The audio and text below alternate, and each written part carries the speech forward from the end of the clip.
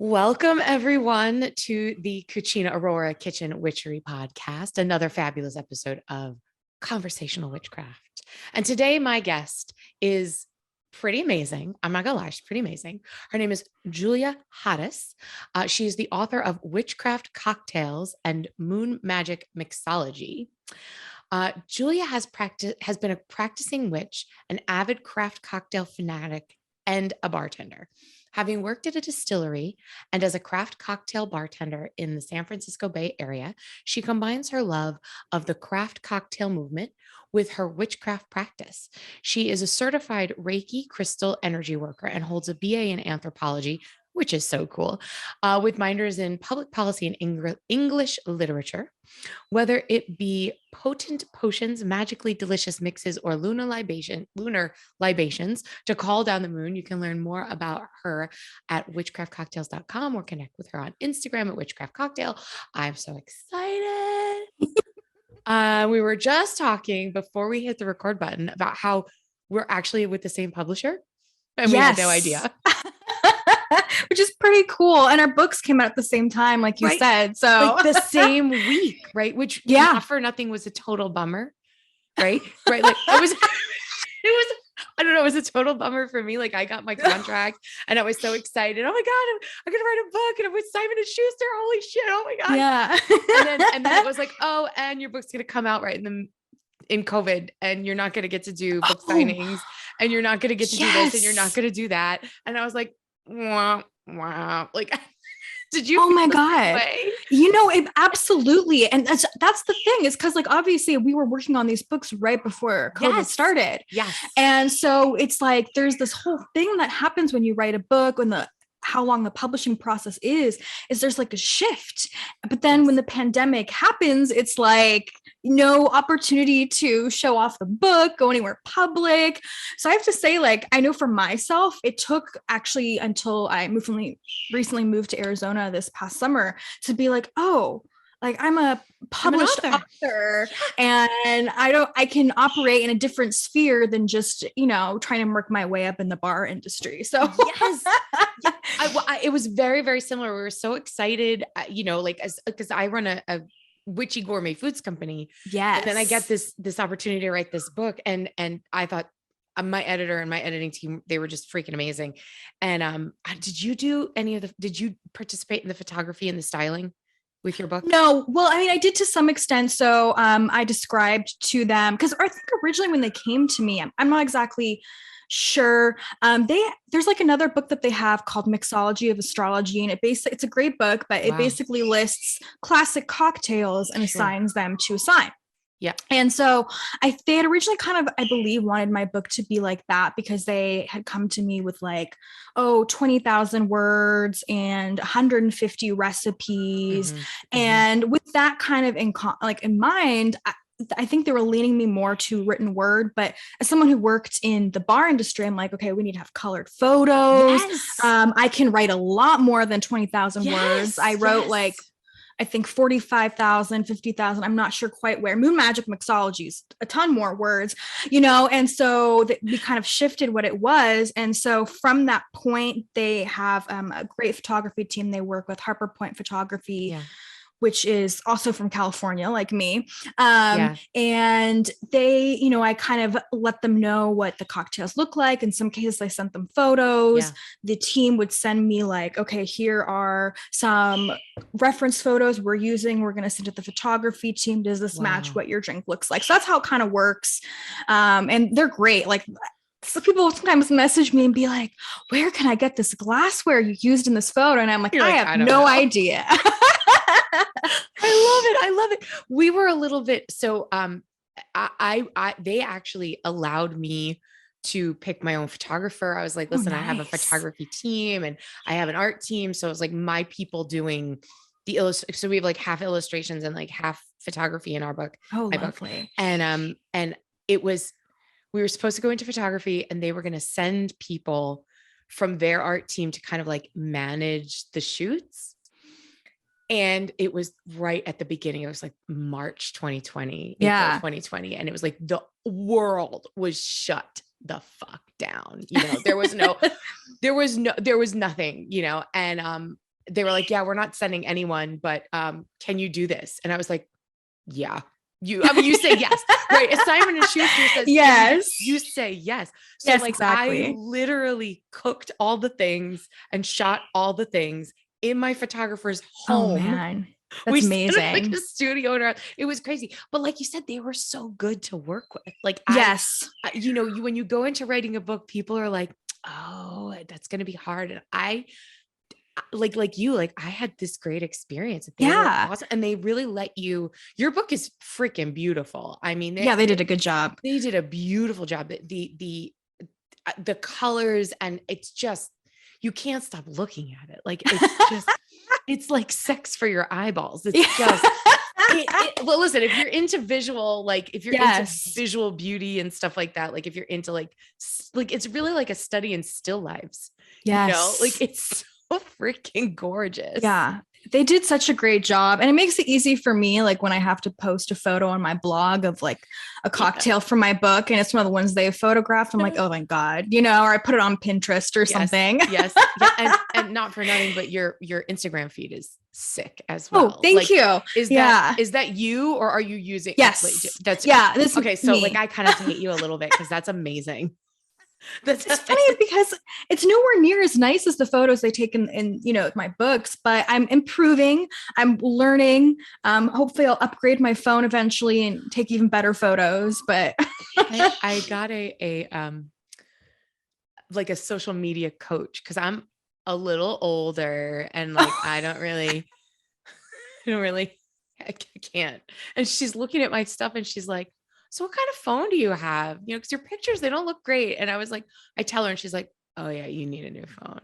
And I was like, oh, it's not that bad. It's not that bad. But okay, I'm sorry.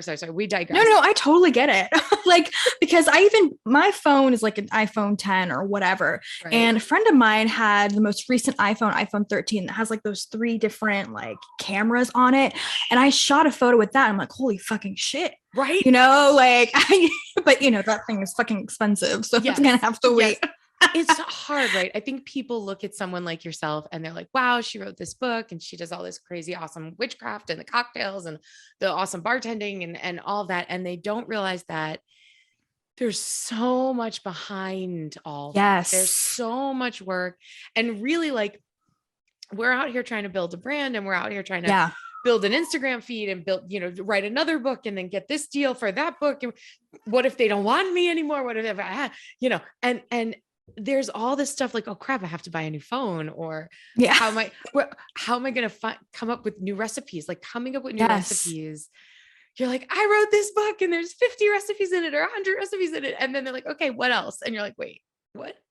Yeah, that was another thing for me. Like when I was writing my second book, because what they wanted from the second book, like to me, it's my second book, but to them, they wanted like another like first book. Yes. Yeah. So it's not, they didn't want it to be a series per se. They wanted Moon Magic and Mixology to be more magic focused, but not witchcraft, which to me was like, I have a hard time understanding, but I get it, different associations with words. And so I was like, fuck, I was about to stop myself from swearing, but then remembered I could. You could totally. Yeah. No, we have a little, on our podcast, we have one of those little parental advisories. It's a personal victory. Okay.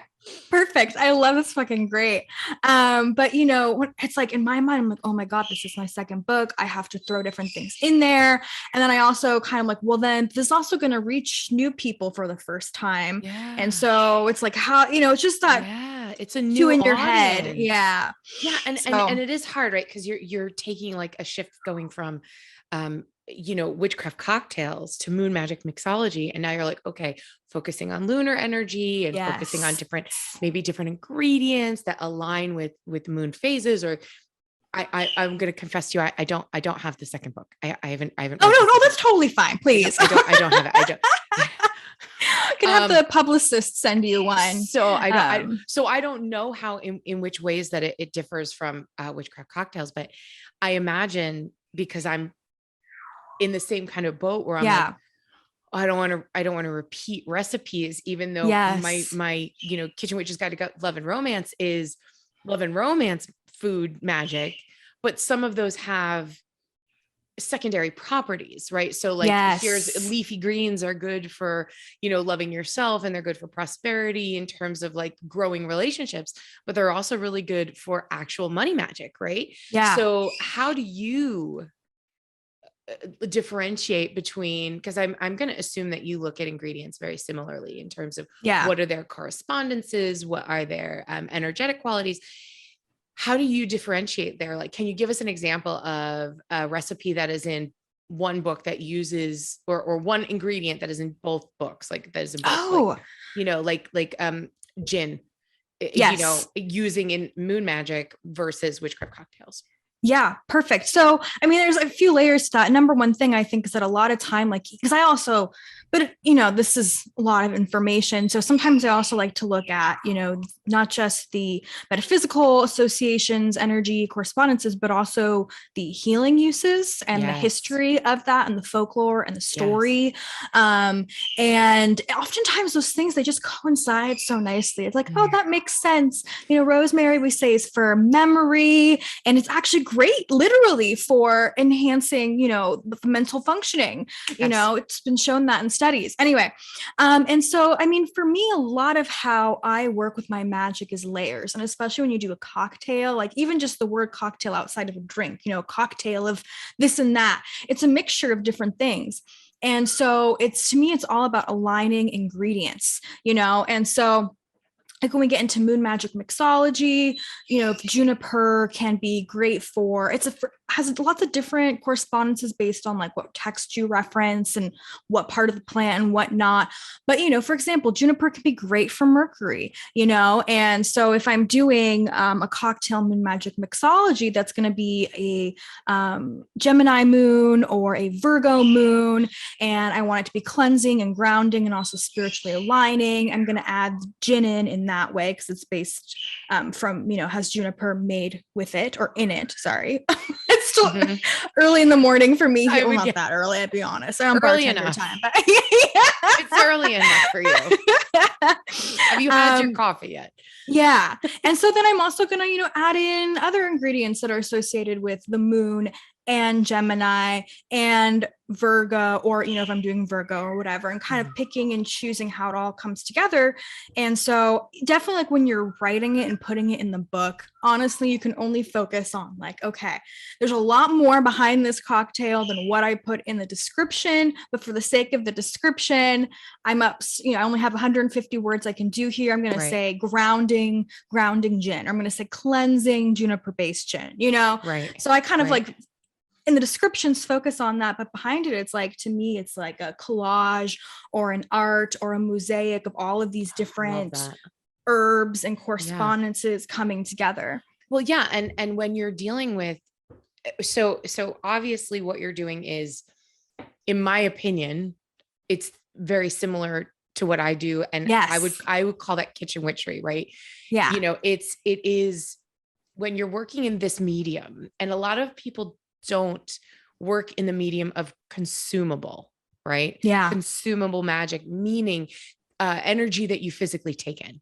Okay. Yes. So when you're doing a libation for, the Gemini moon, and you're going to use this, first of all, there's the ritual of putting the recipe together. Yes. Okay. So that's the first thing, is the ritual of putting the recipe together. And then there's the ritual of enjoying or sharing this libation with yourself or others. Right.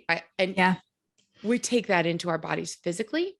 Yes. So when you're dealing with this sort of energy work, it's really, really potent. And I think the layering of those energies, as you put it, is so important to make sure that you're mindful of all of those things, because it's not just grounding juniper, right? Yeah. It is, okay, so grounding juniper, but what am I thinking about? What do I need grounding with? Yes. What is the situation? How does this relate to, it's like pulling tarot cards. How does the first card relate to the second card, relate to the third card, right? Yeah. And how do they enhance or, decrease or work with the other things in it, right?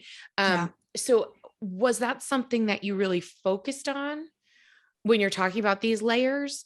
Or was it like you said, you kind of had to take some of those things out? And was there anything that you left out that you would put in? Yeah. So I absolutely, like, when I was putting together recipes, I consider all of that information. I mean, it's just like, honestly, I have to fucking organize my computer, but I'll go back through some of my old files, and it's just like fucking pages of like this one cocktail, and like, okay, here's this alignment, you know, this, you know, these different herbs work together in this way.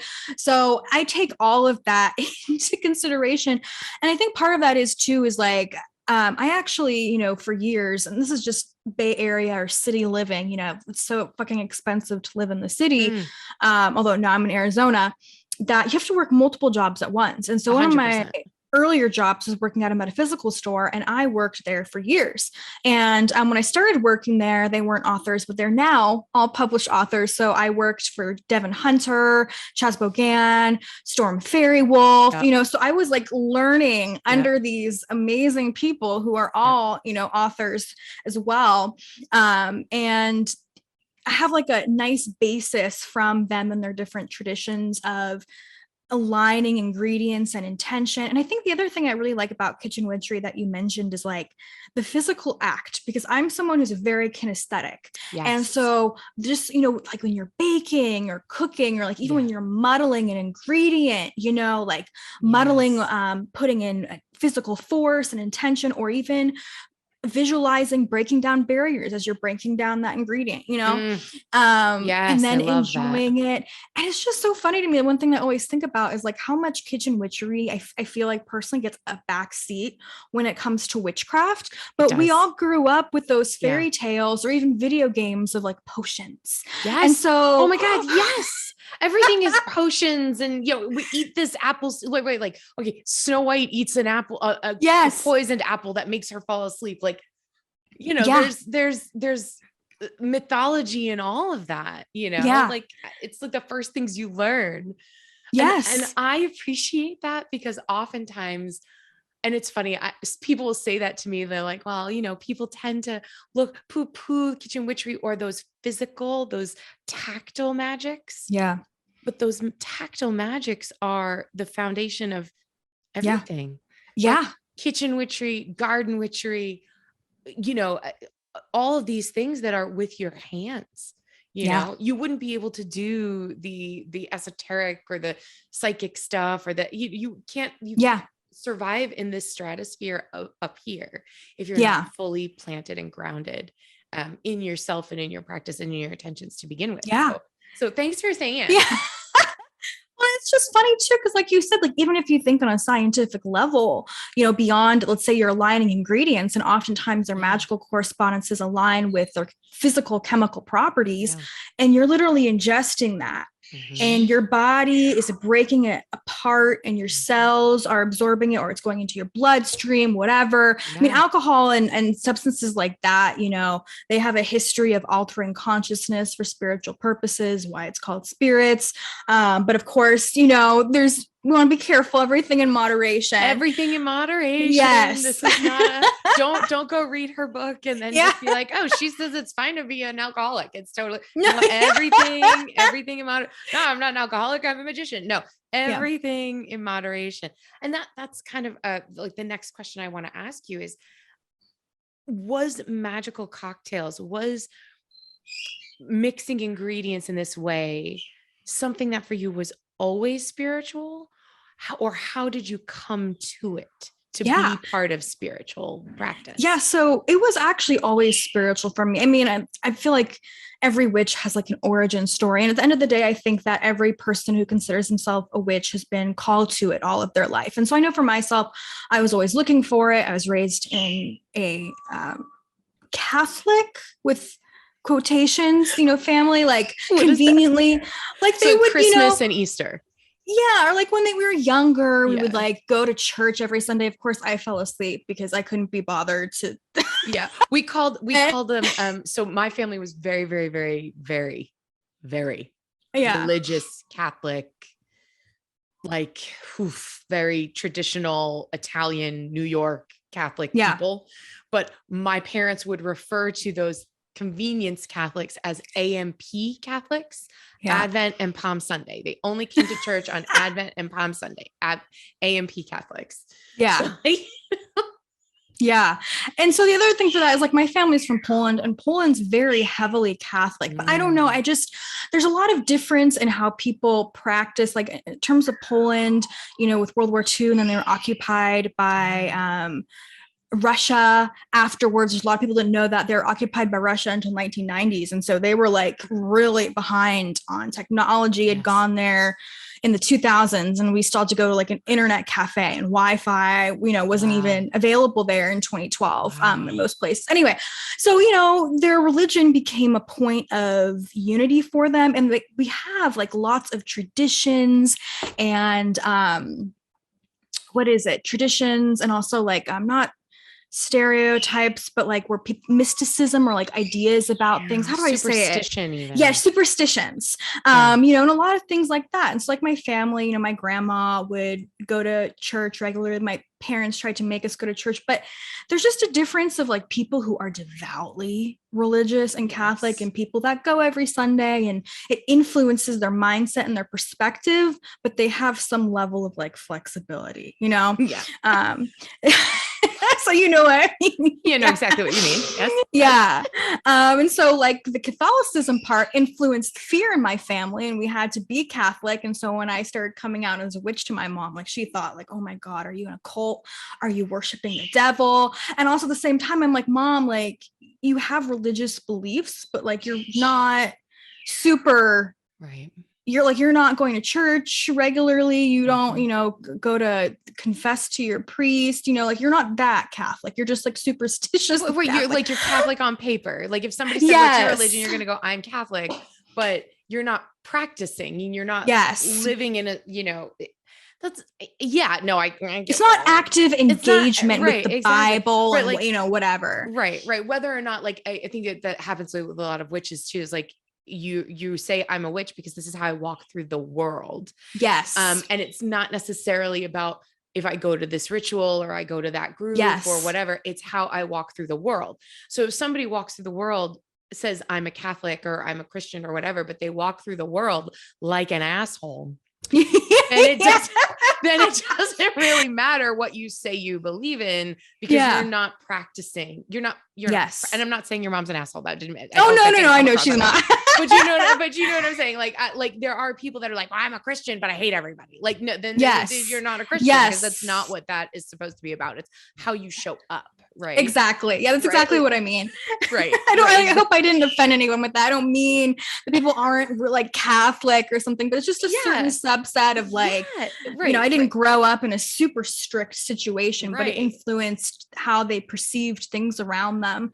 Did that then allow you space to explore other religions and find the pagan path? Or were you like, oh my God, I'm going to burn in hell because I don't believe in this? You know, but did you have that moment? Like I had that moment in my teens. Like, I don't know if you had. I didn't ever think I was going to burn in hell. I was searching for witchcraft my whole life. Like I had reached a point, like even in 6th grade, studying ancient mythology, and I had a really close relationship with cats. I'm a stereotypical witch, obviously. And, you know, I learned about Bast, the ancient Egyptian cat goddess. And you're like, this is the best thing ever. Yes. And so, you know, I started, like, I put a little altar in my closet that scared the crap out of my parents with all these like red tea lights, you know, and just started, but, you know, I didn't, because of how I was raised in that way, I didn't even know people practiced religions outside of the main ones that we see in the media, you know? And so I didn't know people practicing magic or witchcraft. And so ironically enough, I watched Buffy. And then, you know, because I was drawn to this kind of shit. So I loved sci-fi. I loved fantasy. I was like super on mythology. And then, you know, because I knew those things when I watched Buffy, I was like, everything in the show is based off of myths. And so Wicca is the one thing I haven't heard of. And so I looked it up. I didn't end up being Wiccan, but it provided the gateway for me. It was my gateway drug into witchcraft. But media is, you know, media is those things. And it's funny because, you know, if you look back on your life and you look at, especially in a generation where, I mean, obviously I'm probably much older than you are, but growing up with I grew up in the 80s and 90s, and everything Yeah. was, and I was one of those kids who came home from school and watched TV, and my parents both worked, and I watched a lot of movies, and I watched a lot of TV, and like my whole world was like, okay, this is the real world. And then this is the fantasy world where I can hang out with, my Disney princesses and, hobbits and unicorns and my favorite movies. Right. And these things, the things that I was drawn to. Similarly, like you were drawn to Buffy because you were drawn to myth and probably a little of the horror and the adventure and a girl breaking the shit out of people. The things that I was drawn to was like witches and wizards and fairies and mermaids and everything that would fall into like that mystical category. And then when you look back on that, you go, wow, was I influenced by that? Or was that spirit saying, these are the things that speak to yourself, to your heart or to your higher self? Yeah. Did you have any other things? Like, was it just Buffy? Like, what was the next thing? Did you there are a few things I do have to say. I really appreciate that question. I think there's something, I have a Leo sun. And so there's just something in me this and it could be because it's a Pisces moon or whatever. There's just this internal knowing. And so for me, like when you say that, like I knew I was being called in that direction my whole life. I mean, I didn't know at the time what it was, but I felt this thing inside of me searching for this, and finding outlets for it. And then of course the only outlet was, fantasy literature or whatever. But I can appreciate that question. I think it's really interesting, either way, it's all aligned. I like to look at everything as like a metaphor or symbolism, and that's probably the anthropology in me speaking. But I love that you have a degree in anthropology. That blows. And like, I want to know like how that degree in anthropology, or how did your witchcraft path influence going into anthropology? That's the reason why? Tell me what was the cause and effect of witchcraft and anthropology, because that is just I have so many things in my head that we've like hit on. Like, fuck, I have to go back and finish that. You direction. Can write. Well, we can go back. Do you want me to write? Do you want to write down anthropology? We have an hour, so Okay, perfect. The anthropology. We were still trying to figure out how I put cocktails and witchcraft together. It was this whole tangent started. I know. And then the thing is, we have to. I don't know. We're starting backwards. We should have started at the beginning. I should have been like, where were you born? And more interesting this way, it's natural.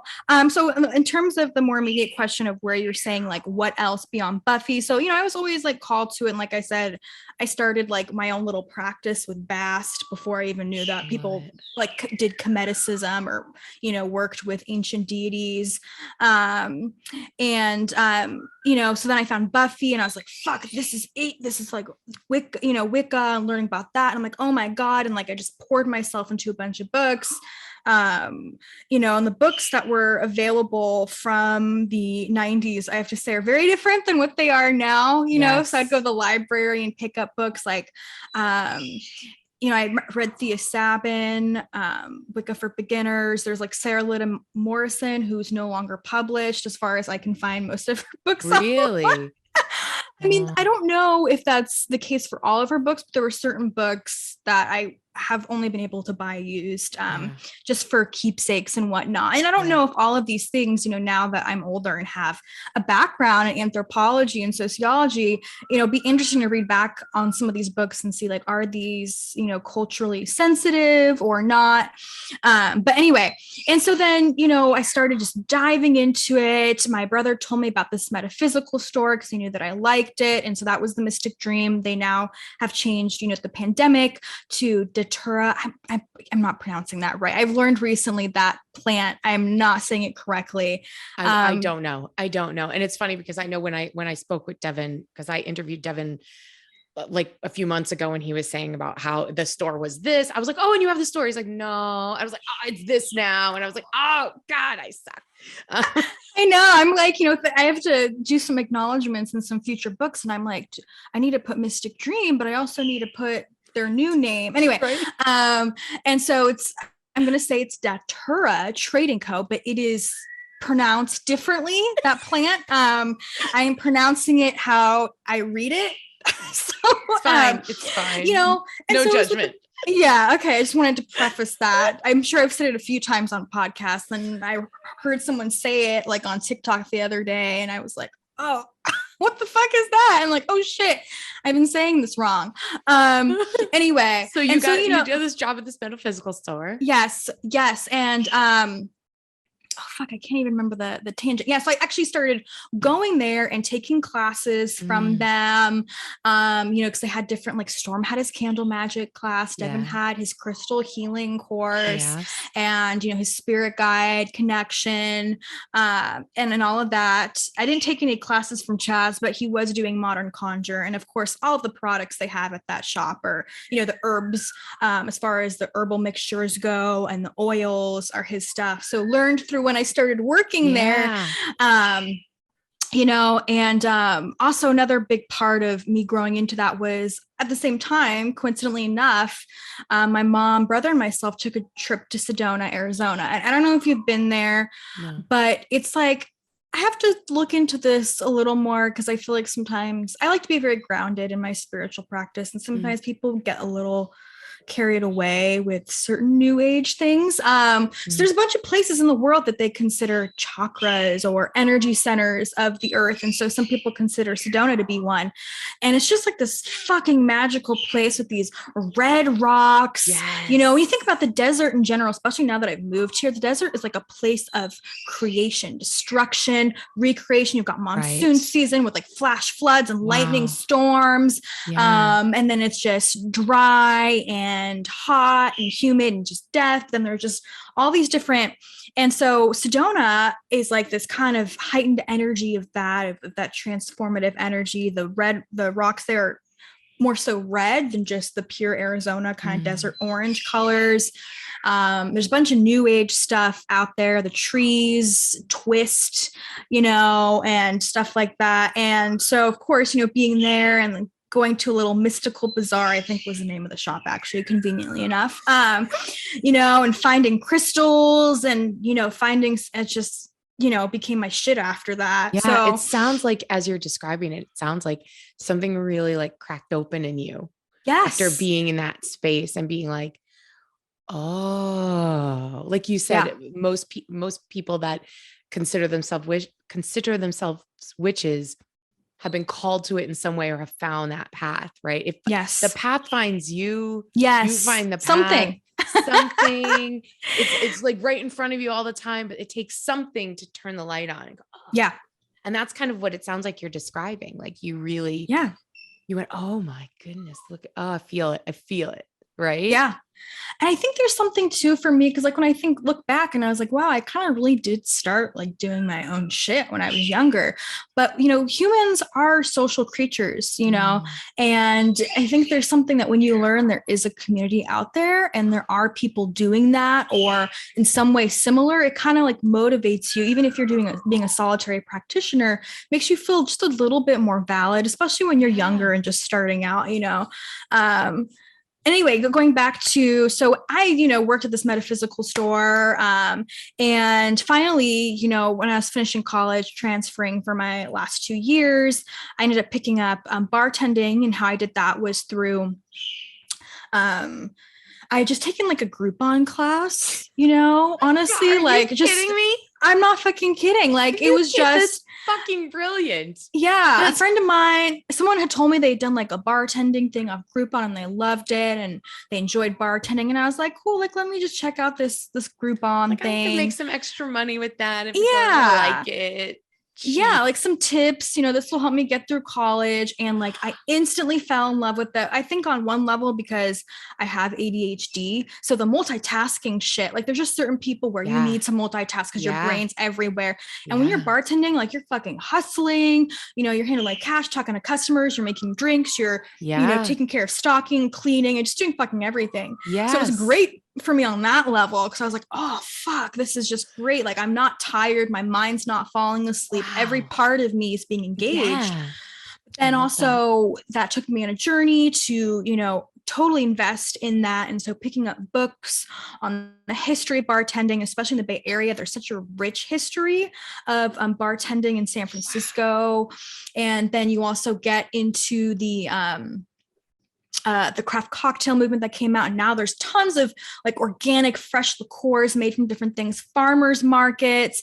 I joined the bartending guild. And so took, a bunch of resources and learning stuff. And instantly when I started bartending, because I had been working in a fucking witchcraft shop for years, I was like, oh, if we're going to do a money blend, what you're going to do, chamomile with patchouli, other, whatever things you want to throw in there, or like wishes, you do, bay leaf, and stuff like that, or mint for also, money, but cleansing in the mind. And so, you got like, oh, it's a fucking mojito, it's a mint and lime based, and lime's also like hex breaking and related to the sun anyway. Right. And so it's just like, I was like, oh shit, like instantly I thought of the name. Yeah. I instantly thought of WitchCraft Cocktails and saved the domain name. And I was like, oh, this, and started experimenting with it, working multiple jobs at once, finishing college, working, following that with working at the Mystic Dream, working 2 bartending jobs, working at a distillery, and finally getting a bartending job where they let me do my own cocktail specials on the weekend because they saw how passionate I was. And so I'd do like astrologically themed drinks, like, oh, we have this Jupiter Neptune trine happening this weekend, and so with Pisces, and so here is this drink that's aligned to that. And my friend who I'd met through that place, she's like, oh, you should start a blog. And I was like, I'm thinking about that, but it just seems like super fucking complicated. And she's like, no, you can just write 1 fucking paragraph, and that got me started, and that's what ended up getting me a book deal down the line. Wow. So it's like a whole, yeah. I'd actually, when I started doing this some years ago, people weren't that interested in it. Like witchcraft's really grown into being a new type of fad nowadays, which is an interesting, topic in itself, because there's a lot of like pluses and minuses to that. Minus on my side is corporate greed, trying to take advantage of spiritual practices and culturally appropriating, and yes. Anyway. Yes. And but that's never gonna not be right. That's never gonna be. It's unfortunate, but we don't live in a utopian society, and there's always going to be someone trying to take advantage of someone else. Yes. It's sad though. It's sad, but true. But by the same token, like it's there is sort of like a new renaissance in witchcraft specifically. 10 years ago, there was like 3 books on kitchen witchery. Right. And I was like, oh my God, I'm a kitchen witch, and literally in the last year, I have seen no less than 8 books, all of them called kitchen witchery. Like it's like kitchen witchery, subtitle, kitchen witchery, subtitle. Yes. Subtitle. And I'm like, all right, that's, first of all, my first thing was like, oh, but okay. Like, does that dilute the pool? And then I went, no, the thing is that's new people coming in, that's new blood coming in, that's new ideas coming in. What can I learn from them? What is it that I can learn that maybe I haven't thought of? And also it's going to go die back down again. So there's this huge, increase, that kind of renaissance, a spike in interest in the 90s with the influences of media, right? Like things like Buffy and stuff like that going, witchcraft. And then it kind of died down again. And then we have COVID and everybody's like, witchcraft seems cool. I want to bake my own bread and make my own mead and just figure out how to, brew beer in my garage. And so now there's like all of this. I was having a conversation with someone the other day, and her thing is fiber magic. And she, I know, right? It's all about like knitting and crocheting and the craft of witchcraft of crafting. So like, I love it. Basket weaving and making dolls. And I was like, this is fucking brilliant. And she had said the same thing, that there's this kind of like influx of young people going, I want to make something. I want to work on my art. I want to, work in the craft. So I completely hear what you're saying. There are pros and cons. But hey, you got a book deal.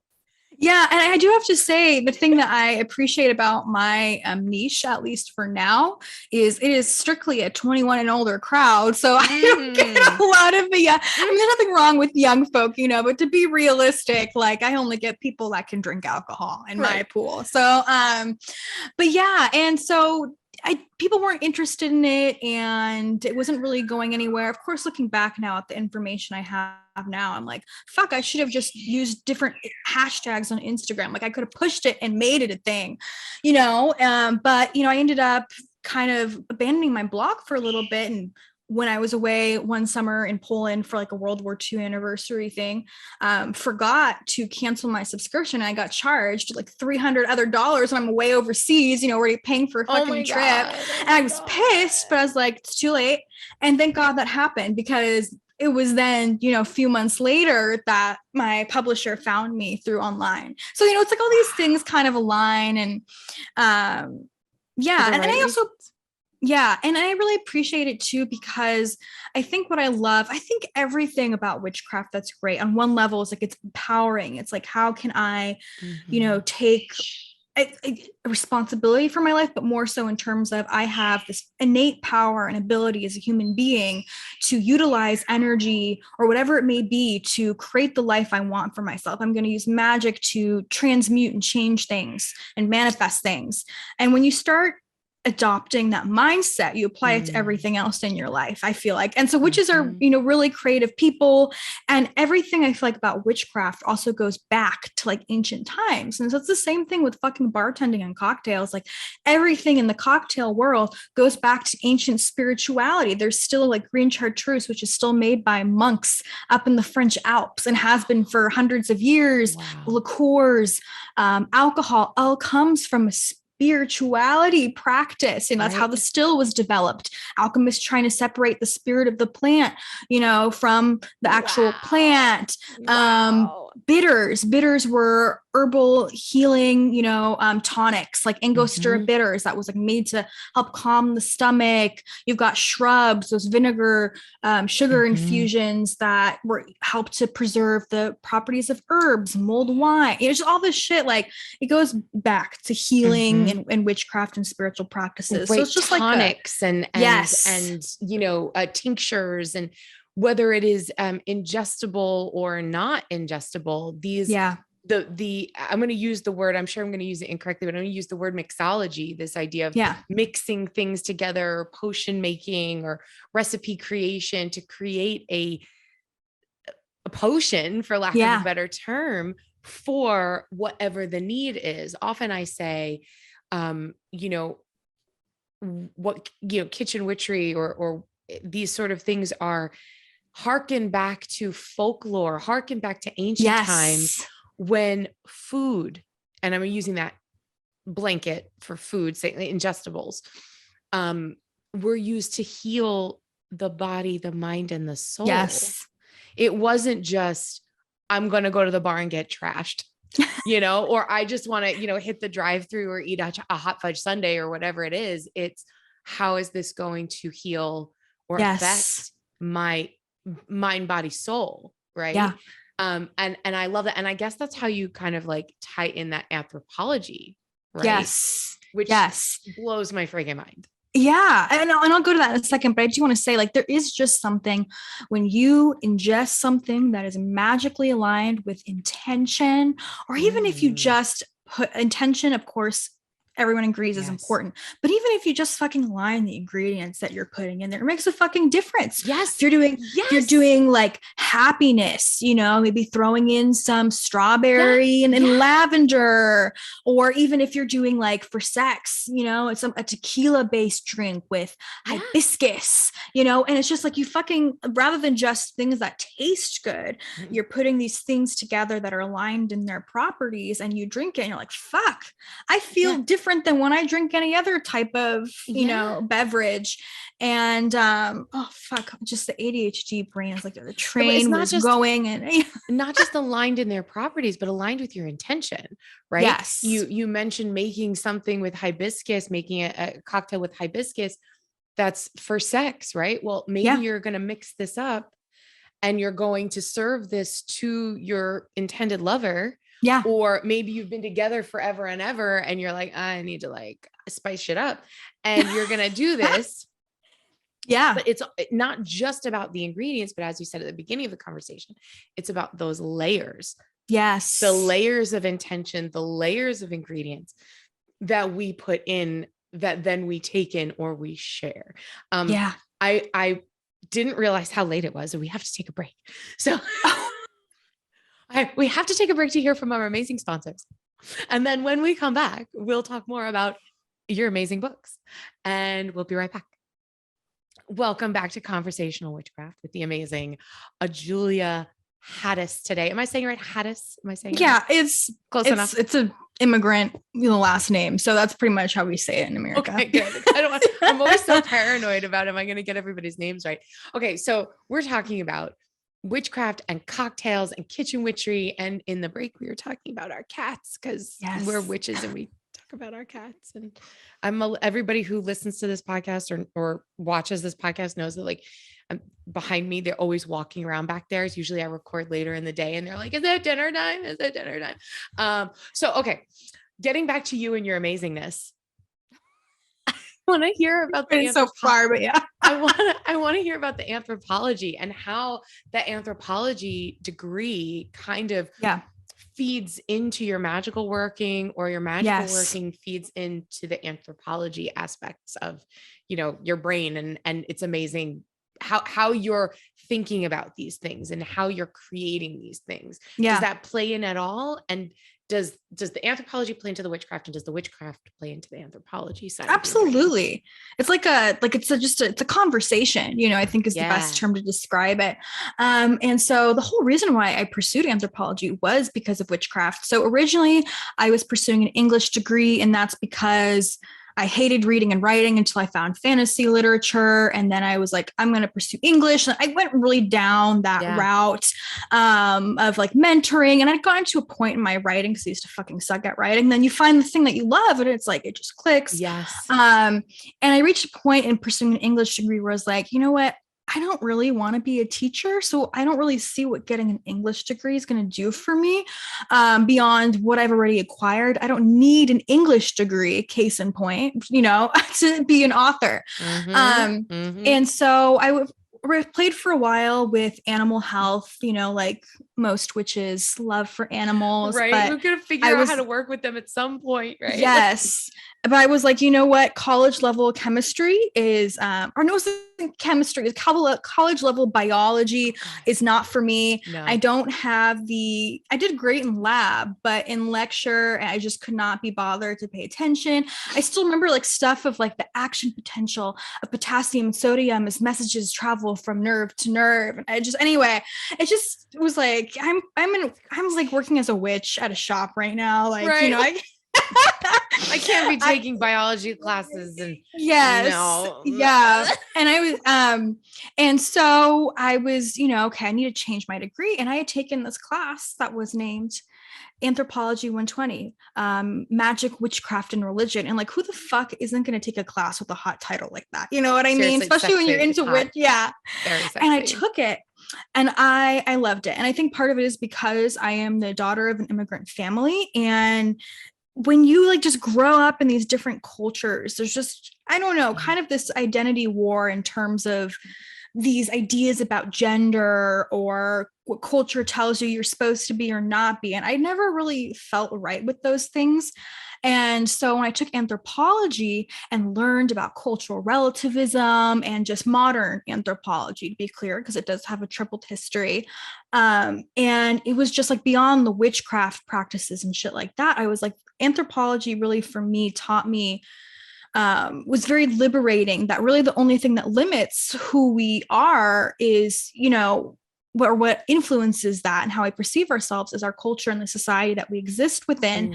Realistically, that's not a real limitation. You can fucking be anything you want. Let's look at cross-cultural studies where, gender roles are the opposite, or there's multiple other genders, or these other practices. And it was all about how everything is valid and has a voice, kind of putting aside the idea of our American Christian influenced morals and ethics that aren't really morals and ethics, like how they just judge other cultural practices and religions, and just finding the beauty and the symbolism and the meaning and all these different ways that people have conversations about their experience in the world and their relationship with perceiving the purpose of their existence or the relationship to earth and the sky and all that stuff. Wow.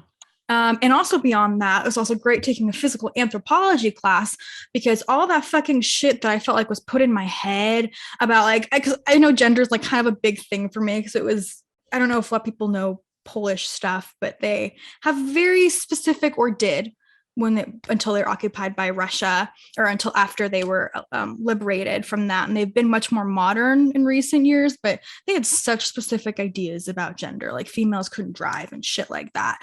And, references would be like, oh, look at the animal kingdom. And then I fucking take an anthropology class and I'm like, wrong. You are not a scientist. You don't actually know shit about the animal kingdom here. And like, here's the way that different social groups work with different types of apes or monkeys or even birds. Like, this is all about how they try and survive in their environment. Like, this is not God ordained a gender to be. Anyway, sorry, this is like a whole tangent. Right? No. And I love that so much because it does play into what's important to you and how you see the world and how you, as we said before, walk through the world as a witch. And I think part of that is how we perceive ourselves and others, and I kind of want to share something with you because I've a similar story. I was kind of like entrenched in my Catholic upbringing. After high school, I was very I was trying so hard to make it like feel right. And my first semester of college, I took a sexy name class.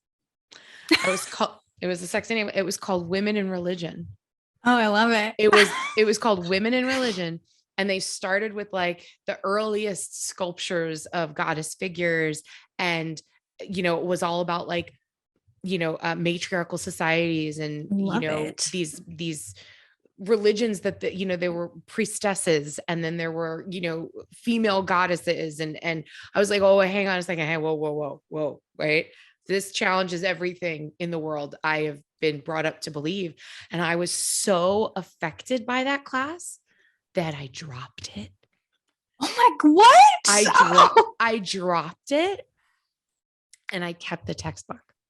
Oh, that's great. And I read the textbook like on my own. And I was like, oh, fuck, this makes so much sense. Like, why would no wonder I never felt like I fit at this Catholic church where like, original sin and you're going to be, because you have a vagina, you're dirty, you're full of sin because you're a woman. Wait, what? Excuse me. Like, I don't think so, and it really like, that was one of those pivotal points, that sexy class. When you brought that up, I was like, oh my God, that's the same thing, but I didn't go into anthropology. I dropped the class because I was so fucking freaked out by it. But I did, but it was kind of like that linchpin for me that made me go, oh, hang on a second. This makes sense to me. And that was that tiptoe into witchcraft. And I love that you didn't tiptoe in. You just jumped right off the high dive and you were like, I'm fucking in it now, bitches. Yeah. And I mean, I also think too, like for me, when you're going on to like Catholicism and gender ideas, like I could never make peace with the fact, I mean, all the things that they say about females, but especially just in their establishment of how females couldn't be priests. I was like, I could never remedy that, anyway. So I think just a lot of things were set up for me where I was always spiritual, but I was like, I don't really believe these other things, anyway. So I could dive in. I was just waiting for the information. I love it so much. So how does the anthropology affect your witchcraft now, retrospectively, and specifically in terms of the mixology aspects of what you do and the recipe creating? Do you lean on any of that? I think in a lot of different ways. I mean, for one thing, it enhances my perspective. And I think it's also so deeply tied in witchcraft in terms of the liberation that you can really be anything you want. You just, have to orient kind of, how you see yourself or even the people you surround yourself or whatever, there's a lot of complicated layers to that. But that's why I think also anthropology clicked for me so well, because it was that same kind of empowerment and arming myself with information and knowledge. And so when it comes to witchcraft, I'm really grateful, especially, more within the modern movement of witchcraft, of the cultural relativism and understanding the deep political issues within witchcraft, because I want to respect everyone's practices and be a better human being. So I was really grateful for that education. I went to like a political activist art school for my last 2 years of college. So it was just great, like deep diving into how all of these different issues interplay. And then also having my witchcraft background of like looking at how different practices are interrelated from different, regions of the world.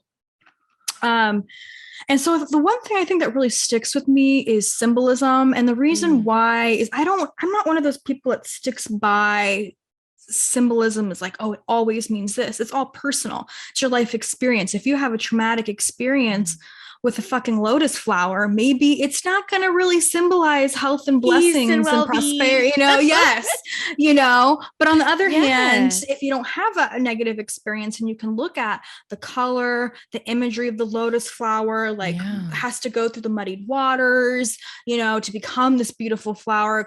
That's like a whole metaphor in itself. And I just love the stories. And it's the same thing with the cocktails. When you put in all those ingredients and even the history of alcohol, it's just story in a cocktail.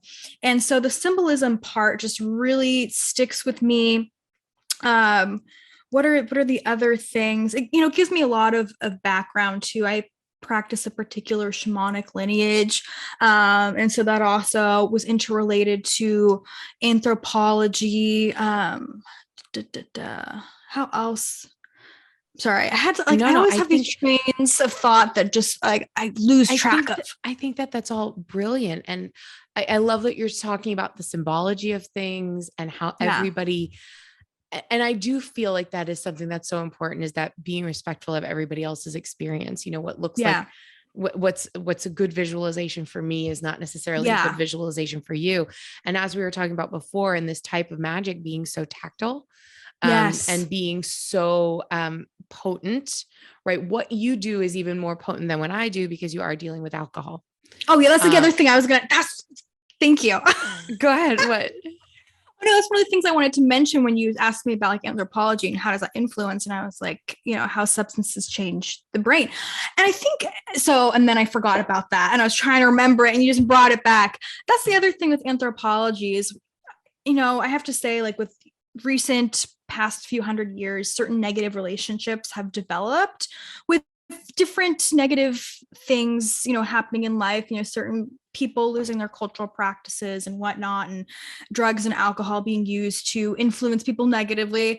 But the reality is, at the end of the day, all cultures with their shamanic practices use different substances to alter their state of consciousness. And it was all done with spiritual intention, which to say, like, in the modern, as a bartender, I'm not going to shame someone for wanting to go out and get drunk. Right. We're all in seasons of life. Whatever fits you in that moment is what you need to experience or what you want to experience. But all substances, there's special substances that really can alter your consciousness. Alcohol was used to alter consciousness. We know of several other substances nowadays. There's a handful, yeah. And so it wasn't really like a shamed thing. It was respected and done with a specific intention. Even with like Dionysus, of course, we all have these rich cultural ideas about over drinking and being alcoholic. But I've read certain things that actually say that worshippers of Dionysus didn't actually, like, they frowned upon being super drunk and wasted. Like there was, so that's kind of maybe through the years and paintings and artwork that have made us think that. Well, doesn't that also like bleed into so much of the, like you said, like what happens over time and culturally and all of those things. And you have Dionysus, and then you think about, the great Roman Empire and the ideas of excess and, how, this must not be good because we couldn't make this society work. And so everything that was, in excess is now bad. And I'm being very honest with you, I am not a drinker. Like I never really have been. And I think that on both sides of that, you have people that are like, well, why don't you drink? And then you have other people that are like, oh, I love to drink. And it's not a thing. Like you can go out and you can really enjoy a cocktail that is delicious and spiritual, if that's your thing. And oftentimes people have been like, especially in my youth, people were like, what's wrong with you? How come you don't drink? And the idea of like, well, you have to fit in. Like, I hate the idea of pressuring someone or asking someone, why don't you drink? Or why don't you eat bread? or why don't you eat meat? It doesn't fucking matter. Yeah. I just said no, thank you. It doesn't fucking matter, right? Yeah. Like none of that matters. It's how you choose Yeah. to live in your life, and whatever your reasons are, people immediately think, if I don't drink, I must have some sort of a problem. No. Yeah. Right. And confession time, I love cocktails. I love to order them. I love to look at them. I love what goes into them. They sound amazing. Yeah. And then I order a cocktail and I'm like, I don't like it. And I have to give it to somebody else. Well, yeah, that's the funny thing that you even mentioned that is because like I love making cocktails. I love flavor. I'm going to be honest. I love flavor. Yes. I love magic. I love the story behind it, and so many things come together. But so I'm one of those people that can enjoy a cocktail, but I don't really get drunk very often. I just have like, you know, a nice little buzz or like something that a drink that has those ingredients that make me feel a certain way, but I don't really, I have a maximum of like 2 drinks usually at a time. Except the only thing is like, you know, when you have 2 months to fucking work on 70 recipes and you're like, well, shit, it's fucking like, COVID. And taste this. And no one's there. Like, that's the thing about COVID too, is like, no one was there to taste most of my recipes for my second book. And I was like, well, fuck, you know? So anyway. How you doing? I'm good. I'm just writing. Yeah. And a lot of times right. No. And I'll do like a little sip and then maybe I'll jar it up and leave it as an offering, you know, and stuff like that. But I also like, you know, mixology, I feel like extends beyond just cocktails or even 100%. cocktails, alcoholic cocktails. It's the ingredients you put in. And so like, especially as a bartender, and I have to say as a bartender specifically, I've worked as a craft cocktail bartender. And so that means I get a lot of people that come in and like, hey, can you make a non-alcoholic something? And I'm like, fuck yeah, tell me what flavors you like. I've got all these fresh cherries. I can do a little bit of ginger beer, some lemon, some mint, you know, whatever. And I'll make stuff on the fly for people all the time. And it doesn't have to have alcohol in it. It still tastes fucking delicious and magical. Some of the best drinks I've ever had were me going like, I want to get a drink. I don't know what I want, but these are the things I like.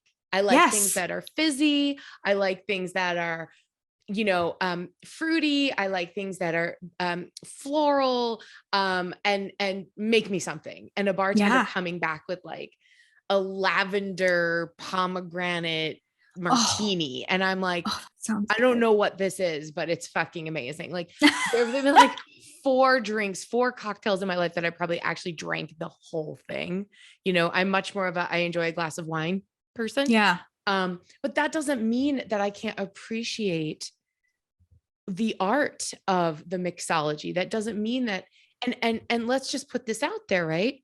You don't have to drink alcohol to practice the magic in your books. Yeah, no, you don't have to whatsoever. You really don't have to. You know, you don't, getting back to something you said earlier about, you know, the intention and, you know, why you're doing a thing, right? And I forget exactly how you put it, but it made me think of, you know, kitchen witchery and this type of work. It doesn't matter if you're throwing something in the microwave.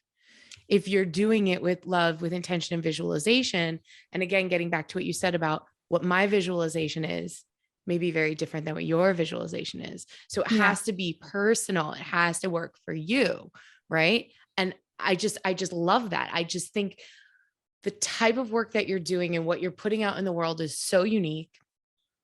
And it's being done from such a place of not just love and good intention, but your knowledge and your understanding of people.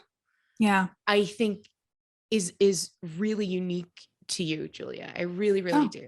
I think it really is. I think, no, I do, because oftentimes we all, like you said, we all live and work and write from our own perspective, right? Everything about my book is my own life, my own perspective and what works for me. And I throw that out into the world and I go, I hope it resonates with somebody else.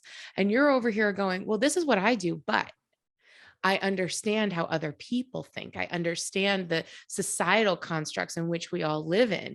And so this is what I offer with a deeper understanding of how people work and relate together. And I think that is really, really unique to you.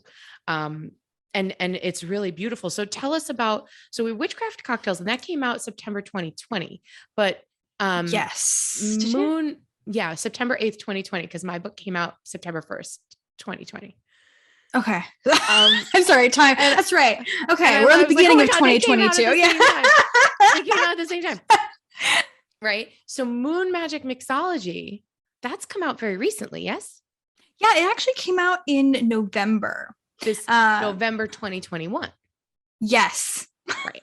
Okay. Sorry, time was like I don't even right. And this episode's not going to air until like June. So I don't or I was sitting here, it's the middle of February. I don't even know. It's probably going to think this is going to air in like May or June. So I have to check with, yeah. So we, by that time you'll have another book out and we'll have to do this again. I don't know. So tell us about the most recent book. Cause we've talked a lot about Witchcraft Cocktails. So I have it right here for like the, I have to say it's very beautifully designed, but they chose to do gold colored and like, look at this. It's beautiful though. It's beautiful. But every time I try and fucking take a photo of this book, and you need to have a well-lit photo. And I'm like, Jesus fucking Christ, I can't take a photo of this book to put on Instagram that it's like, that something is, you can't read because yes. But so it's really beautiful. Yes, it is gorgeous. So if people want to own it, it's great for that. Maybe not so great for taking photos. Yeah. And so this is kind of, so I have to say one thing before I dive into that is like one thing that you're talking about. I think another thing with in terms of adapting making things that I do flexible for other people is working in a metaphysical shop for several years. And that's also where the anthropology shit comes in, is people come in from an array of different spiritual practices and understandings. Some people that come into a witch shop might, be Catholics or whatever. Absolutely. And so a thing that, you come in and someone comes in and you have to kind of be a spiritual advisor, and like people like, oh, my dog just died, or someone did this, or, and you kind of have to, it's a good customer service person, as a good bartender or whatever it may be, is try and find the solution that works for the person. And so you take all this different information and find out. Anyway, so that was just to add to that. And so then it's true. It's very true. Yeah. Yeah. And then, so Moon Magic Mixology. So once Witchcraft Cocktails was done, and, I was like, okay, this project is done. I have time to breathe. I need to start working on my blog again, since it seems like people are actually interested in this idea after a few years, when I had originally kind of started it. And so doing on my blog, and I was focusing on beverages for the moon, like, oh, we have the moon in this, because that's a big thing that influences my practice, is astrology. And because astrology is fucking metaphors, it's myth. I was one of those nerds that took Latin class in high school, like 4 years of Latin. And of course I can't read Latin anymore now that I'm like, maybe I could read some ancient texts or shit and translate it on my own. But anyway, so all of those myths of astrology, and I look at those myths in the sky of Western astrology, and there's lots of different ways to view the stars, different cultural practices as far as astrology goes. But at the end of the day, it's a myth, it's a symbol, and you can find meaning in that. And so I love working with the moon and the different astrological elements as opportunities for healing and focusing the magical work for potency. And so the moon is a big part of that, obviously, in witchcraft. And so it's a direct symbol of transformation. It's always rebirthing, changing form and all that. And so I started doing cocktails on my blog for the different moons. And then I was like, hey, I want to write another book. What might you be interested in of these topics? And so I'd already been writing about moon cocktails on my blog. So this book, and so I'll have to email Adams Media's publicist and have her send you a book of this. Love one. I would love. I'm so sorry I don't have it. Oh no, it's totally fine. I thought about today when we were getting on. I was like, fuck, like I didn't send you any of my books. I know who you are. You're fucking awesome. I don't know. I've been following you for a while because I came out at the same time. Exactly. And like we started doing the same things at the same time. And I'm like, I'm kind of fangirling over you a little bit. And then I just say like randomly send you messages of like, hi, we don't really know each other, but we're traveling in the same circles. You want to hear my podcast? Yeah. Well, and like I fucking love like watching what you do. It's just like when you're like, because you're doing the witchcraft shit, your podcast, but on top of that, like which obviously your olive oils and your products are witchcraft. Yes. But like I see these things you're posting, and I'm like, how the fuck? Like, does this person know how to do all this shit? You know? And I'm just so impressed. Trial and error. I don't know what I'm doing at all. My father used to say, if you can't dazzle them with brilliance, baffle them with bullshit. And that's just what I don't know. I have an idea and I go, you know what? I think I want to do this thing. And everybody's like, all right. And then I figure it out. And sometimes it works and sometimes it doesn't work. And I just have to say too, because it's like, I think I've noticed kind of some stuff, and maybe, you know, it's on Etsy and stuff, and I look at, and as someone who like works in the food and beverage industry, I know that there are a lot of fucking licenses and shit needed to do things. And so people will sell like certain things on Etsy, and I'm like, I don't know if you have the licensing. Anyway, so like I look at what you're doing as, because I know that it needs all of these different like requirements, and just even like how do you order bottles and put a label on and designing it. Like everything that you do requires so much hard work and labor, and that's not even continuously filling, you know. And so that's why I always admire when you post stuff, because it's like, damn, like you've just put in all this work and it just shows. So thank you. You're validating me, because there are times when I'm like, oh, what the fuck am I doing? And I've been doing it for a really long time. And I really can't talk about the next book. I can't talk about it. I really can't talk about it.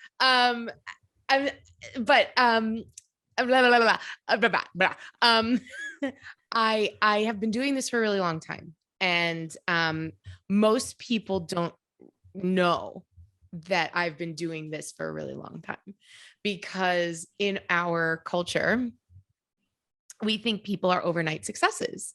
We think, oh my God, you got a book deal. How did that happen?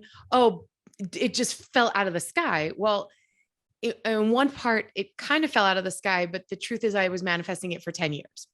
Yeah. So it didn't, but I didn't tell everybody for 10 years, every day of my life, I'm manifesting this, I'm manifesting this, I'm manifesting this, so then you're like, hey, I wrote this book, and it was like, oh, how did you do that? Oh my God.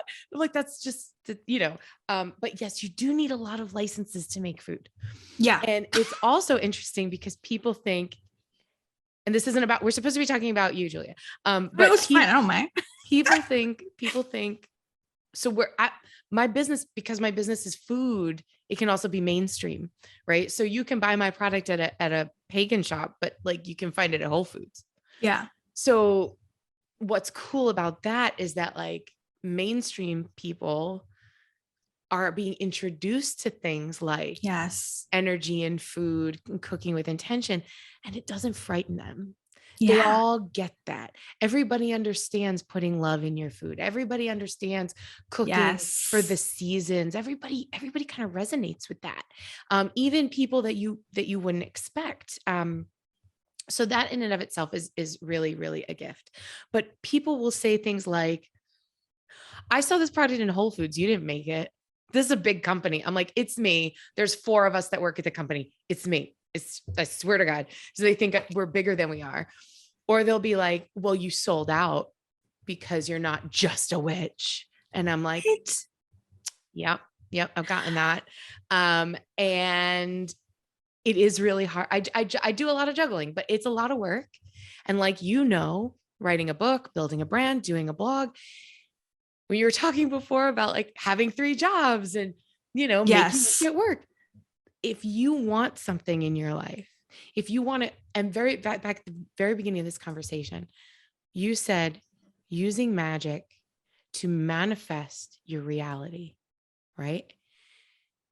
It is my opinion that when you are a magic user, I don't want to say magic user, when magic flows through you and you are unblocked, and that magic can flow through you, you don't have to do magic. Yes. Mm-hmm. You are magic. Everything we do is a ritual. Everything we see and touch and smell and make is magic. and it is Yeah. part of that manifestation process. And that's why someone like you impresses me so much, because you're walking your walk. You are out there being your authentic self, doing the work that you're passionate about and that you're great at. And it's also kitchen witchery, which makes my little kitchen witch heart happy. So tell us more about Moon Magic Mixology, because we are running out of time. Yeah. Yeah. Sorry. I'm enjoying talking to you so much. This is probably the most fun I've had on a podcast. So yeah, it's just, I feel like we have so much in common, and like we're like in the same circles, but also different. And so like, this is just, I love talking to you. It's fucking great. You West Coast witches, you California witches. I love my California witches. Now I can add you to my California witches, because I'm out here. Yes. I'm in New Hampshire, so I'm with your East Coast witches. Oh, I'm like an hour from Salem, Mass. Oh, yeah, that's cool. I'm in New Hampshire. That's good to know, because someone invited me out in the spring, although it's pending with COVID, to Massachusetts. I haven't been to Salem, Massachusetts. I'm like, what the fuck is wrong with me? Anyway, it's awesome. And right now, as of like March 1st, I think Salem, Mass is passing all kinds of like COVID restrictions. So like, which makes me really happy, because in New Hampshire, there's like no restrictions.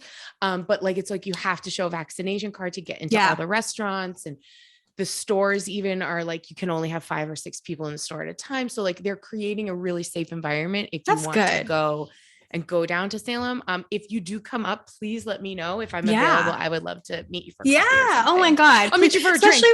I know. I was like, especially if I can reach out to a bar, because I did this recently and do like a guest bartending thing. Anyway, so that would be fun. You can, I know some people with restaurants. Oh, really? Okay. That would be fucking great. Because that's just like, fun. It's just what it fucking matches that zone. But anyway. For sure. Okay. So Moon Magic Mixology. Yes. And so this is, this one I wrote like over 60,000 words, which compared to some witchcraft books isn't like a lot, but this is a really, like, there's so much fucking shit in here. I really took the opportunity from having written the first book to have like some insight of like, okay, I'm going to put some liqueurs, I'm going to put some more descriptions on different alcohol types, because things get edited out, like Adams Media and, or whatever publisher, Simon and Schuster, they're with that because they know what the fuck they're doing, and to like make what you are putting together something people can understand and follow. So there's certain things that get left out that I'm like, okay, great. Well, now I have another book I can try and put it in. So there's like I don't know, you can't fucking see it, shit ton of information. I love it. And I go through all of the different potential meanings of the moon, considering that some people have different practices for the full and new moons. I talk about the science of it. So like the new moon rises with the sun and the new moon are in alignment as far as astrological sign. Here is the moon in Aries. It's going to, the new moon will occur, during Aries season. So from these dates, if there's a new moon, it's going to be new moon in Aries. If it's the opposite, Libra season, the full moon will be in Aries or whatever. So there's all this fucking astrological shit in there. It's amazing. All these pages. Amazing. For people on the podcast, I'm flipping through the book. If you're just listening, she's actually holding up the book and flipping through it. Yeah. Can you give an example of like what? Okay, so full moon's next week, right? Again, it's the middle of February, and I think full moon. I'm a terrible witch. I don't know when the full moon is. I'll be like, oh, look, it's full moon. But I think full moon is next week. I think it's like Wednesday, the 16th, or something like that. Yes. Am I right? Woo. Yeah. Excellent. I mean, I knew that. I mean, I totally knew that. What would you recommend for a drink for this full moon coming up? Yeah. So it's going to be in Leo. Oh, now my cat, I jinxed myself, and now kitty. Yeah, he's next to me. We'll see if he tries to get in front of the computer. Him up and show me his belly? Oh, yeah. You know what? He is a chunky cat. Is he a chunk? Yes, he is a chunk. Oh, there he is. He doesn't like being held. Baxter. Oh, he's so cute. Hi, Baxter. Oh my God, he's so cute. Oh, he's so cute. I'm going to get mine. Wait, hold on. We'll take a pause. Hold on. Come here, chunk. Oh, he's so chunky. Oh,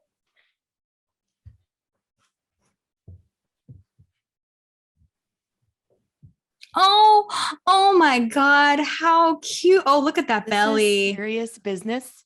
Serious black cat. He's a baby. He's about 18 months old. What? 20 pounds. Look at him. Look at him. He's gorgeous. See, my cat doesn't like to be held. He's just, although he doesn't mind sitting in my lap, so he's chilling there now. But wow, that is a beautiful cat. You love him.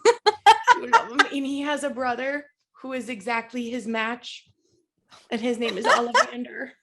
Look at him. Oh, I love it. Oh, how cute. I love how he just lets you hold him like that. Baxter, why don't you do that? I'm just kidding. Look at his face. I can't help it. I love him so. And you're a little hot, buddy, because you've been sitting in the sun. Okay. Hold on. All right. Here we go. How cute. Okay, be a good boy. Okay, so I told you I'm a crazy cat lady. Oh no, and it's perfect because we're talking about the Leo full moon, and that's Leo full moon, fucking cat, right? So meow. Now he's gonna sit here and he's gonna be like, wait, can we hug again? Okay. So aww. Leo full moon, what are you gonna make us for a drink for Leo full moon? So a few things. So Leo full moon, what's particularly great about this one is it does follow Valentine's Day. And so I just think about like, obviously Valentine's Day is not astrological, but it brings about certain themes and ideas to our attention. And it can be about healing the heart, which is, by the way, ruled by Leo. And, you know, the heart, romance, confidence, self-love, things like that. And so Leo is really great for, you know, having pride, obviously, within oneself is obvious. It's good for socialization, confidence, creativity, and it's also great for romance and stuff like that. And so I love that it's like 2 days after Valentine's Day. So like, here's an opportunity if you are in partnership with someone to do a nice ritual on the Leo full moon to bring about some exciting, you know, romance adventures. But if not, it's also a great time to work on your confidence, loving and yourself. Yes. Bringing in some love for yourself, some passion for your life and who you are and where you are right now, right? Yeah. Confidence.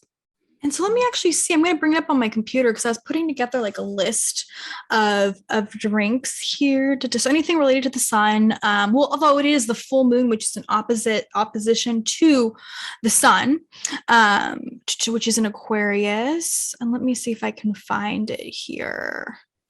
So fucking coffee cocktails or coffee drinks. Okay. And then if you want to fucking throw some cinnamon in there, that's going to be just delicious, like a cinnamon syrup if we're going to keep it nice and simple. Let me see what else I have. Chocolate, because chocolate is an aphrodisiac food. Yes. So you could do like a Kahlua chocolate. Yes. Okay. You don't know this because we're not friends yet, but now we're friends. I'm a crazy coffee person. Oh, I love it. And I just came out with a line of coffee. Yeah. And by the time this, I can probably talk about it because by the time this airs, the product will be out. So I came out with a line of seasonal coffees. So it's like winter brew, spring brew, summer brew, cold brew. Summer brew is cold brew, and then a fall brew. And the spring is lavender blueberry. And then the summer is toasted coconut cold brew. What the fuck? That's great. I have another line coming out that's whole bean coffee, and they're going to be aligned with the phases of the moon. So a dark roast coffee for the dark moon, it's a medium for the half moon, and it's a light roast coffee for the full moon. So oh my God. I love that the first thing you're saying is for the full moon in Leo, let's have a coffee cocktail. Yes. Because I am all the fuck about that. Yeah, no. And I love to hear that. I'm gonna have to try that because actually in this book, I do a number of coffee based drinks. I did some in the first one, but not as many as in the second one. So there's like, you know, one for the Gemini moon, obviously, because like, you know, Gemini is like, you know, that mental energy. So coffee for that, but also for Leo, because that's the showmanship, you know, the vitality of the sun, and energy, the energetic qualities, like as kitchen witch wise, the energetic qualities of focus and perseverance and attention, keeping your attention in that moment with coffee, right? So See, maybe we should write a book together. You know, I'm like, I'm going to have to fucking get some of your coffee and put it in some cocktails because that just sounds delicious. Like I haven't even heard of a blueberry coffee. It's a blueberry and lavender, and it's what the fuck? Oh, that's delicious. Everybody was like, "You're crazy. Those flavors aren't going to work together." And I think so. The winter brew is peppermint, cocoa nibs, and pink peppercorns. Oh my God, I love pink peppercorn. Right. Well, people don't understand how great pink peppercorns are. And so I grind them all together. So there's no artificial anything. So like when you get the coffee, it's actually got peppermint leaves in it and you can see the peppercorn. But the spring brew is it's blueberry, like freeze-dried blueberry powder and whole lavender leaves. And you make it like light and sweet. And it reminds me of like, if you've ever sat in a cafe and eaten a French macaron and drank like a coffee at the, like a little, like an espresso at the same time. Like, oh my God. It's so good. Anyway. So mixology and cocktails for the full moon, coffee cocktails, something with chocolate to bring in some love, some cinnamon. If you want to bring in some comfort, right? And even just saying that, sorry, I would like definitely trying your coffee, but especially that blueberry lavender one, I would probably do again for like the Gemini moon or my Gemini moon coffee cocktail, because on one hand, like blueberries are associated with the moon, but they're also great for psychic protection. And so if like you're feeling like your mind is everywhere, and then you also add, not to put like anything onto your product, but even like the lavender, which is associated with Mercury. So also got that Gemini Mercury association there for clearing the mind, you know, insight and alignment and psychic abilities. And then that coffee with energy. I'm like, that would be fucking great in a Gemini moon drink because you'd have all of that stuff. Well, maybe I'll just have to send you some. This is great. I love it. I mean, I don't know. I would love that, but I know everyone has businesses, and so I want to respect that. So, well, I mean, we're best friends, right? So, I know. I'm like, yeah, writing a book, like you said, or putting this in some cocktails. It's just, oh my God. Listen, I would love to send you something, and I would love to see what you could create with it. Yeah. Like that's really what it comes down to. I would love to enhance whatever it is you're doing with, you know, if I can give you more colors for your color, like your crayon box, like that's how I see it. Like, you know, what you do is akin to what I do, but if I can give you some ideas for something new, that would be freaking awesome. So maybe I'll send you a present. Okay, listen. Yeah. I have to tell us. Okay, wait. I have one last question for you. Yeah. One last question. As I have a meeting in like 20 minutes. Oh, I am so sorry. No, don't be sorry. Don't be sorry. I would much rather talk to you than my accountant. Okay. So okay. So this is the question I ask everybody at the end of the podcast. Yes. I am a kitchen witch. So if you could have me as a kitchen witch make one magical meal for you, what would it be and why? You know, I'm going to be honest, since you said like French macaroons and I'm talking about coffee, and my mind is just like on a sweets. And this is like really weird. I know you said you're not a baker, but I really just have Madeleines on my mind. Madeleines. So maybe it's like you dip it in your coffee. And so that's that's only because of what we just talked about. So I didn't really sit with that question long, but I'm like just thinking about like a coffee cocktail, coffee drink. What about tiramisu? Oh my, I fucking love tiramisu. Do you? That is my favorite motherfucking cake. Yes. Oh. Honestly, I love food. I think people who are kitchen witches or like, you know, work as chefs or mixologists, like I can fucking eat anything nowadays. I didn't always used to be like that, but now I've learned to appreciate all kinds of flavor. So I want to make you a tiramisu and smother it in like cinnamon, and I want to soak everything. Instead of traditional tiramisu, you soak the ladyfingers in masala wine, but I feel like I would rather soak it in Kahlua for you.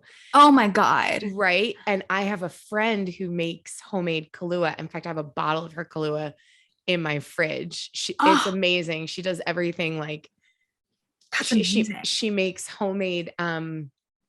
She's probably your sponsor for a commercial for your episode. Her name is Robbie, and she runs a shop called the Robin's Nest here in New England, and she's amazing. I don't think she sells these things in her store. She just makes them for her friends. Yeah. But she makes her own bourbon vanilla extract. So Oh, yes. she's freaking ridiculous. That's She's probably amazing. great in a fucking old fashioned, you know? Oh my Everything God. she makes is like, are you fucking kidding me, Robbie?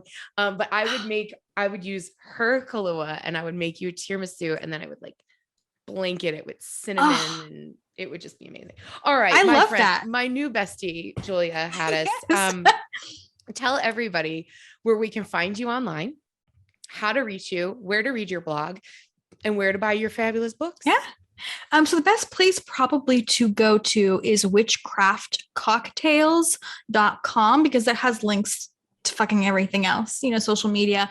On Instagram, it is currently Witchcraft Cocktail with no S, because someone had taken that name before. Although I will say I have trademarked that name. So Gonna have to send a cease and desist. I know I might be able to get that account name back. But yeah, so you know, if you witchcraftcocktails.com, you can reach me on anywhere. But yeah, and I'm on Instagram mostly. I'm trying to get into other shit like TikTok and YouTube, but it's just, it's like the one thing for me I have enjoyed about the pandemic, albeit all the negative things that come with it, is that I get to be at home and no one gets to see my face. And so whenever I have to fucking film something, I'm like, I gotta put makeup on, you know, I gotta get dressed. I you know, say all the time. I don't think I literally said it to my guest who I recorded yesterday. I was like, I haven't worn real pants or a bra in 2 years. I'm not going back, baby. I stopped wearing bras. Totally. Like I'm never never wearing a bra again. Not a real one. Anyway. Like if I have to wear a bra, I'm going to throw on a sports bra. Yeah. These puppies, they need to be contained like a little bit, but in reality, no, I'm not wearing any padded underwire push-up. No, no. Yeah. Okay. So Julia Hadas, witchcraftcocktails.com. And we can find you there. We can find your blog there. Yes. We can get links to your Instagram there and all that jazz. And the book we can find where? Oh, fucking everywhere. I mean, it's owned by Simon's Media, which is owned by Simon and Schuster. Same thing with yours. So online, wherever you want it. Wherever your local bookshop, they can order for you. Yes. Through simonandschuster.com. You can go online and buy it at a big retailer, but try not to do that. Buy it at a local bookstore. You are just fucking delightful and I heart you so big. And I'm so glad that we did this. And thank you so much for being here. And everybody, thanks for listening. Thanks for watching. And until next time, I leave you with many, many blessings and so much gratitude. Bye, everybody.